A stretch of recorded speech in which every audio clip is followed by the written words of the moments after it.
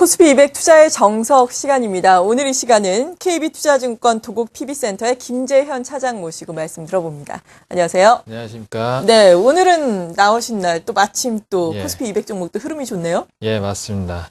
오랜만에 좀 큰 폭의 반등이 나오고 있는데요. 사실 제가 이번 주에 좀 출장이 있어가지고 며칠 좀 한국을 비웠습니다. 근데 여담이긴 한데요. 예. 제가 항상 한국을 비우면은 조정이 나왔다가 제가 귀국한 날 맞춰가지고 항상 반등이 나옵니다. 그래가지고 친구들 같은 경우에는 이제 그 스케줄 따라가지고 매매도 하기도 하는데 예. 오늘도 전화가 많이 왔습니다. 오늘 들어오니까 되게 반등한다고요? 반등을 한다고.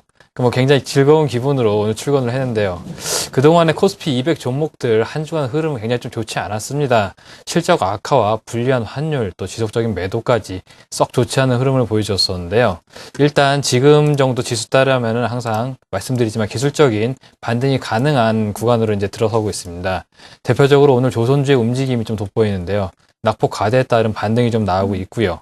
근데 항상 말씀을 드리지만 장이 불안할 때 이렇게 낙폭 과대로 간혹 가다가 매일 몇 프로씩 빠지다가 한번 좀 큰 폭으로 상승이 나오는 것들을 보고서 매수를 들어가신 분들 꽤 있습니다. 하지만 그런 움직임 같은 경우에는 따라하시기 굉장히 위험한 부분이 있고요.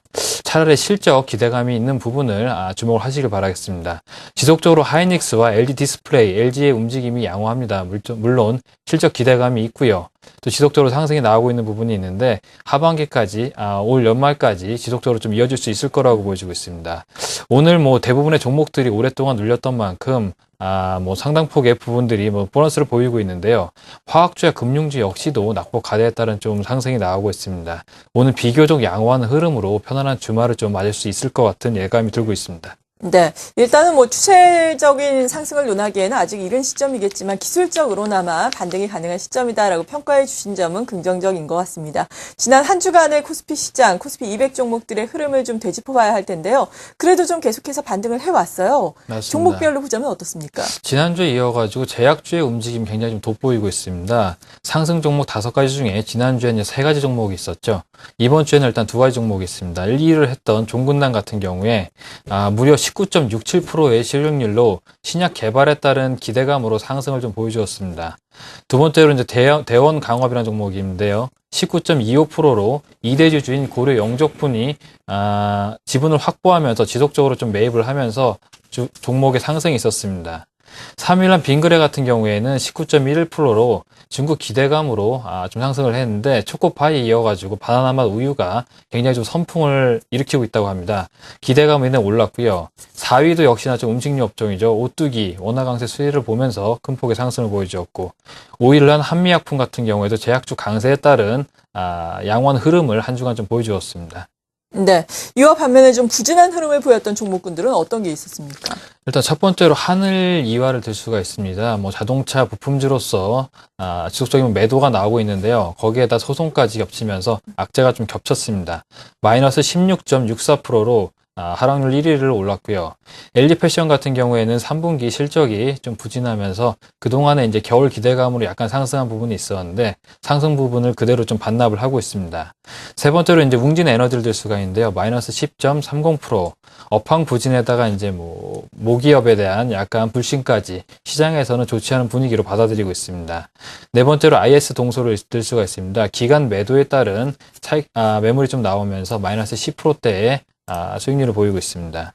마지막으로 한진해운 홀딩스, 지속적으로 하락률 종목에서 보시면 알 수가 있지만 재무구조가 약간 불안한 기업들 하락률이 돋보이고 있습니다.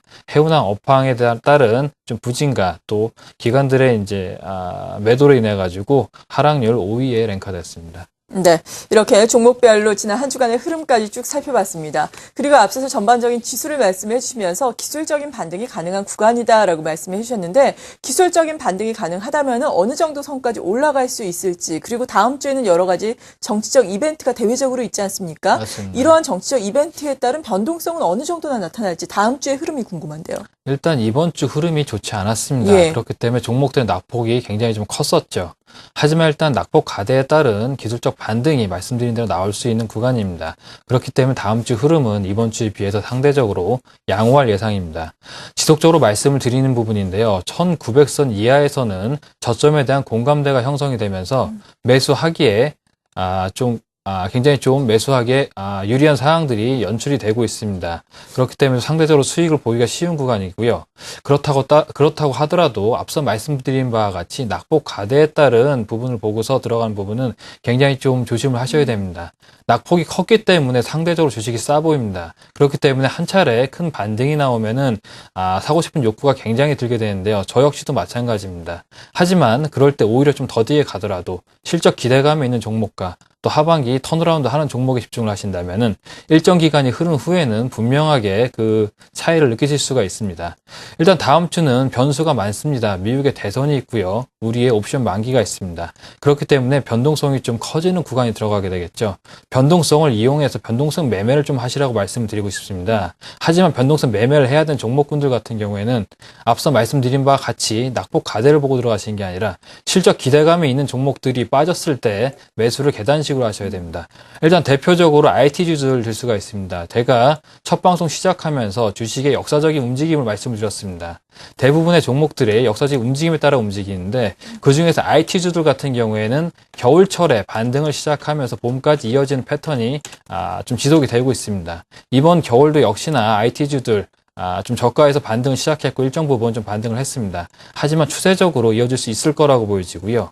제가 말씀드리는 부분 같은 경우에는 코스피 200을 소개하는 코스피 200을 소개하는 코너이기 때문에 상대적으로 코스닥 시장에 비해 가지고 종목을 말씀드린 선정 폭이 굉장히 지금 적은 편입니다. 네. 그렇기 때문에 일단 업종 하나를 말씀드리겠습니다. IT 집중하셔가지고 빠질 때마다 매수를 하신 전략으로 다음 주에 좀 변동성 매매를 하시길 부탁을 드리겠습니다. 네, IT도 사실 물론 코스피 200 종목 내이기 때문에 많지는 않지만 그래도 IT 중에서는 어떤 종목이 유망하다고 보세요? 한번 소개를 해드렸던 종목이 있는데요. SK 하이닉스가 있겠고요. LG 디스플레이가 있겠고요. 또 삼성전자 같은 경우에는 IT 대장주긴 하지만 지금 가격이 너무 높습니다. 하지만 그래도 분명히 한 5%에서 6% 정도 130만 원 이하에서는 분명히 매수가 들어오고 130만 원 후반대에서는 매도가 나오고 있습니다. 그걸 잘 활용을 하신다면은 상대적으로 시장 대비 우월한 수익률을 가져가실 수가 있습니다. 네. 다음 주에는 일단 여러 가지 이슈로 인한 변동성을 우리가 이용해서 매매를 해보자. 다만 이 매매를 할 때에는 낙폭 과대주보다 실적에 대한 기대감이 여전히 살아있는 실적, 우리가 숫자를 보면서 접근을 하자라고 말씀해 주시면서 IT주에 관심을 갖자라고 말씀해 주셨습니다. 그리고 또 다른 관심 종목을 제시해 주신다면 어떤 게 되겠습니까? 예, IT주는 앞서서 좀 말씀을 드렸고요. 예. 제가 지난번에 한번 MSCI 편입 예상 종목 매매로 한번 설명을 해드린 적이 있었는데요. 그중에서 CJ 대한통운을 갖고 나왔습니다. 일단 CJ 대한통운 같은 경우에는 여러 가지 호재가 겹쳐 있습니다. 실적의 호조와 지금 MSCI 편입 예상 종목이고 세 번째로는 지금 합병에 따른 이슈까지 여러 가지 호재가 겹친 종목으로서 리포트들 보시게 되면은 목표가가 지속적으로 상향이 되고 있습니다. 네. 굉장히 좀 시장에 관심이 뜨거운 종목이겠죠. 일단 실적을 한번 보겠습니다. 대한통운 같은 경우에는 3분기 매출액과 영업이익이 전년 동기 대비 각각 11%와 13.7% 증가한 6,973억 원과 399억 원을 기록을 했습니다. 영업이익은 매출의 한 13%를 차지하는 항만 하역 부분이 잦은 태풍과 조업일수 감소로 좀 부진을 했지만 매출이 40%와 22%를 차지하는 삼자 물류 및 택배 매출액이 전년 동기 대비 11.9%와 15.3% 늘어나면서 양호한 성장세를 지금 좀 이어갔습니다. 일단 4분기 같은 경우에는 대한통운의 계절적 성수기입니다. 그렇기 때문에 택배 물동량이 굉장히 좀 몰리고요. 또 연말 밀어내기 수출입 물량 호조가 예상이 되고 있습니다. 그렇기 때문에 3분기 이어가지고 4분기까지 실적은 굉장히 좋을 것으로 예상이 됩니다.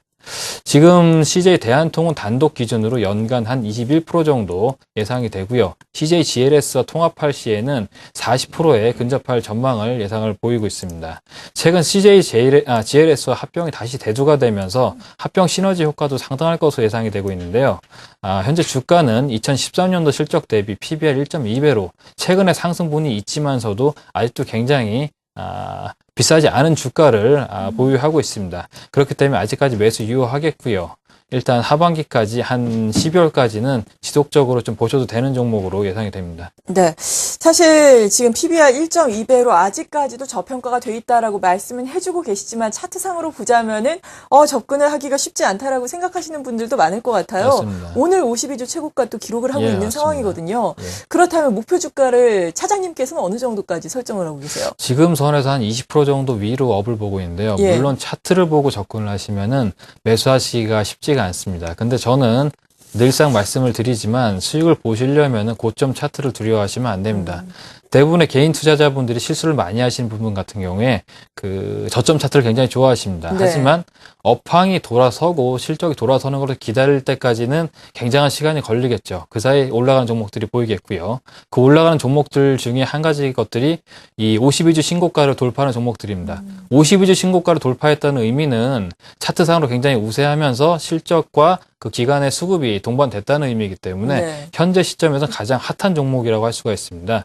그렇기 때문에 오랫동안 보유를 하는 전략보다는 단기 한 20%에서 15% 정도를 보시고 한두 달 정도 기간으로 접근을 하신다면은 시장 대비 상당히 우월한 수익률을 가져가실 수 있겠습니다. 네, 52주 최고가 종목을 두려워하지 말자라고 해주셨습니다. 다만 목표 수익률은 한 15에서 20%로 비교적 좀 짧게 잡는 게 좋겠다라고 말씀을 해주셨네요. CJ 대한통운까지 알아봤고요. KB투자증권 도곡 PB센터의 김재현 차장이었습니다. 고맙습니다.